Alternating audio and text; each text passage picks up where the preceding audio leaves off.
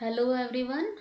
Once again, in continuation to previous classes of BSc Part 2nd Botany Paper First Taxonomy portion, in continuation to previous class of morphological diversity in plants, today we are going to discuss in continuation of this topic only, morphological diversity in plant Part 2.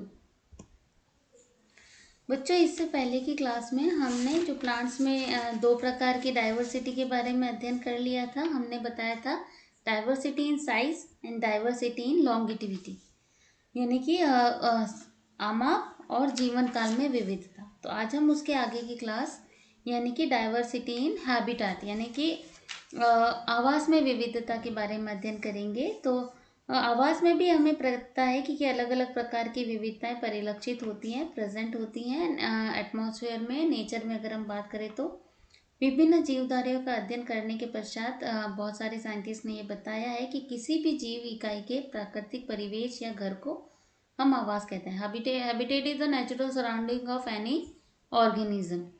और मुख्यतः इसको दो part में बांटा जा सकता है, यानी आवास में जो विविधता होती है, diversity in habitat is mainly divided into two part. First one is aquatic habitat and second is terrestrial habitat, यानी कि जो पहला पोर्शन है वो जलीय आवास है और जो दूसरा पोर्शन है वह स्थलीय आवास। First we are going to discuss about जलीय आवास यानी कि एक्वेटिक हैबिटेट। समुद्र, महासागर, तालाब और जो खारा पानी और मीठे पानी की झीलें, पोखर, कुंड, इन सब में पाए जाने वाले जो प्लांट्स होते हैं वो जलीय आवास के प्लांट्स कहलाए जाते हैं बच्चों। और जलीय आवास में भी अलग अलग एग्जाम्पल्स होते हैं, यानी कि जल जो होता है स्वच्छ जलीय और समुद्र और अलग जलीय में पाए जाने वाले जीवों की यहाँ पर हम बात कर रहे हैं। First we are going to discuss about स्वच्छ जलीय, यानी कि जो फ्रेश वाटर में पाए जाने वाले होते हैं। यानी कि जलीय आवास भी जो होते हैं वो अलग अलग प्रकार के होते हैं, समुद्र, महासागरों में भी पाए जाते हैं और जो नॉर्मल अच्छे स्वच्छ जल होता है उसमें भी पाए जाते हैं। तो स्वच्छ जल में पाए जाने वाले का एग्जाम्पल जो है स्वच्छ जल यानी कि जो फ्रेश वाटर होता है उसकी बात कर रहे हैं हम। फ्रेश वाटर जिसमें किसी भी प्रकार का सॉल्ट या दूसरी जो इम्प्योरिटीज़ होती है वो जनरली नहीं पाई जाती हैं। वोल्फिया, केराटोफाइलम या सिरेटोफाइलम, हाइड्रिला, पोटामोजिटॉन, निम्फिया, ट्रापा, नेलम्बो, ये सारे के सारे जो एग्जाम्पल है वो स्वच्छ यानी कि फ्रेश वाटर जो प्लांट्स होते हैं उनके एग्जाम्पल हैं। यानी कि आवास किस प्रकार से अलग अलग इनको इफेक्ट करता है हम प्लांट्स को, उसके बारे में बता रहे हैं बच्चों। सेकंड जो है पोर्शन है स्लाइड में आप देख रहे हैं कि समुद्र, महासागरीय, जलीय आवास में पाए जाने वाले जो होते हैं, इसमें समुद्र, महासागरों में केवल एक ही एंजियोस्पर्म पाया जाता है बच्चों, जिसका नाम होता है जोस्टेरा। जोस्टेरा के नाम से हम इसे बुलाते हैं। डायग्राम में, स्लाइड में आपको इसका डायग्राम दिखाई दे रहा है। और विभिन्न प्रकार के लवण रहित जलीय आवासों, फ्रेश वाटर हैबिटेट हम पहले ही बता चुके हैं कि फ्रेश वाटर में बहुत सारे हमारे पास में एग्जाम्पल्स थे, हाइड्रिला, पोटामोजिटॉन, निम्फिया और ट्रापा, नीलम्बो, ये सब हमने फ्रेश वाटर बताए थे। वॉल्फिया और सिरेटोफिलम भी वो प्लांट है जिनमें जड़ें अनुपस्थित होती हैं, यानी कि इससे पहले की स्लाइड्स में जो मैंने आपको डायग्राम बताए थे, वॉल्फिया, नेलम्बो, वो सारे विदाउट रूटेड, अनरूटेड प्लांट्स के एग्जाम्पल थे। और समुद्री या महासागरीय जलीय आवास के एग्जाम्पल है जोस्टेरा। समुद्र तटीय दलदली आवास यानी कि जिसको आप मैग्रोव वेजिटेशन कहते हैं, वो भी इसी में इंक्लूडेड होती है बच्चों। मैग्रोव वेजिटेशन जो होती है वो समुद्र के तट पर जो दलदल निर्मित होते हैं वहाँ पर जो वनस्पति पाई जाती है उन्हें मैग्रोव वनस्पति कहते हैं। साल्सो, राइजोफोरा, एविसेनिया, ये सब इसके एग्जाम्पल हैं। यानी कि राइजोफोरा, साल्सोला, एविसेनिया ये हेलोफिटिक प्लांट्स हैं। मतलब हम ये कह रहे हैं कि जो हेलोफाइट्स हैं वही जो होते हैं वो मैग्रोव वनस्पति के एग्जाम्पल होते हैं। इनमें से जो साल्सोला है वो डेजर्ट यानी कि ड्राई कंडीशन में पाए जाने वाला प्लांट है। इसके अलावा राइजोफोरा और एविसेनिया है वो दलदली क्षेत्रों के। बाकी ये इंक्लूडेड जो तीनों की तीनों हैं वो मैग्रोव वनस्पति में है। नाउ स्थलीय आवास यानी कि टेरेस्ट्रियल हैबिटेट, स्थलीय आवास में पाए जाने वाले जो आवृतबीजी होते हैं उनको हम फिर से दो श्रेणियों में बांट सकते हैं बच्चों। फर्स्ट जो हम डिस्कस करने जा रहे हैं वो है मध्योद्भिद या समोद्भिद, जिसे आप मीजोफाइट्स कहते हैं। मीजोफाइट जो होते हैं वो अपेक्षाकृत जो होते हैं जल की सामान्य उपलब्धता वाले स्थानों पर पाए जाते हैं, यानी कि ये कहाँ पाए जाते हैं, जहाँ एक नॉर्मल वाटर एफिशिएंट होता है उसकी ग्रोथ के लिए इनको बहुत ज़्यादा एक्सेस वाटर की ज़रूरत नहीं होती है।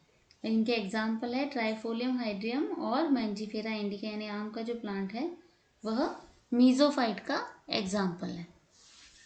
सेकंड जो आते हैं टेरेस्ट्रियल एनवायरनमेंट में वो है जीरोफाइट। इसमें आप दो डायग्राम देख रहे हैं, ओपोन्शिया और यूफोर्बिया। ये दोनों ही जो प्लांट है बच्चों वो अपने अपने चारों तरफ, जब आप पहाड़ की तरफ जाते हैं तो अपने बहुत सारे इनकी डायग्राम ये मतलब नेचर में नेचुरल कंडीशन में इन प्लांट्स को आपने देख रखा है बच्चों। ये जीरोफाइट्स यानी कि ड्राई हैबिटेट में पाए जाने वाले और डेजर्ट में पाए जाने वाले एग्जाम्पल हैं। इनका जो शरीर होता है वो जल एवं म्यूसिलेज संग्रह यानी कि storage of water and mucilage में यह पोटेंसी रखता है। इनका जो मतलब बहुत फ्लफी होते हैं, इनमें स्टोरेज की क्षमता पाई जाती है, यानी मांसल होते हैं और इनको हम सक्लेंट्स कहते हैं। जीजीफस न्यूमेलेरिया, कैलोट्रोपिस प्रोसेरा और केशिया नाइलोटिका ये सभी जीरोफाइट के ही एग्जाम्पल हैं।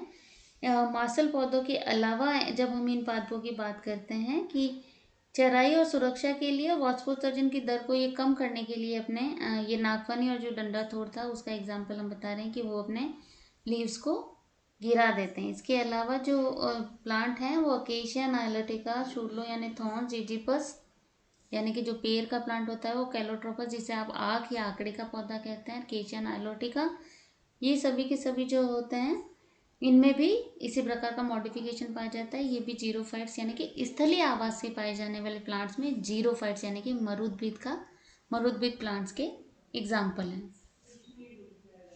This is all about the morphological diversity यानी कि हैबिटेट के बारे में हमने जो बात की है बच्चों वो सिर्फ हैबिटेट के बारे में बात की है। इस स्लाइड में हमने बताया है कि जो प्रीवियस क्लास में हमने जो समझाया था कि जीवन काल और आमाप में विविधता यानी मॉर्फोलॉजिकल डाइवर्सिटी के दो पोर्शन कवर किए थे। तीसरा पोर्शन जो आप हमने बताया वो आवास में विविधता यानी कि हैबिटेट में किस प्रकार से विविधता पाई जाती है, जलीय आवास और स्थलीय आवास। जलीय आवास में हमने फिर से दो बताए थे, फ्रेश वाटर बताया था और जो समुद्री प्लांट है जोस्टेरा उसके बारे में बताया। फिर टेरेस्ट्रियल में भी दो प्रकार के मीजोफाइट्स बता दिए हैं जो अपेक्षाकृत जिनको कम पानी की आवश्यकता होती है, और सेकंड वन जो होते हैं वो जीरोफाइट्स हैं। जीरोफाइट्स मतलब जो डेजर्ट में प्लांट पाए जाते हैं, और हमें पता है इन प्लांट्स में डायग्राम में भी आपको बताया है कि इनमें रूपांतरण पाए जाते हैं। जीरोफिटिक एडेप्टेशंस जो होते हैं अडेप्टेशंस पाए जाते हैं बच्चों। ये अपने चारों तरफ का जो एनवायरनमेंट होता है उसके अकॉर्डिंगली ही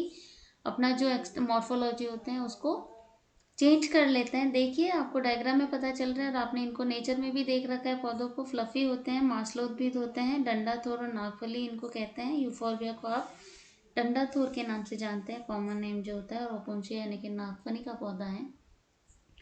इनमें स्टोरेज ऑफ वाटर होता है, म्यूसिलीज को भी स्टोर करने के लिए इनमें व्यवस्था पाई जाती है। This is all about diversity in habitat. Thank you very much.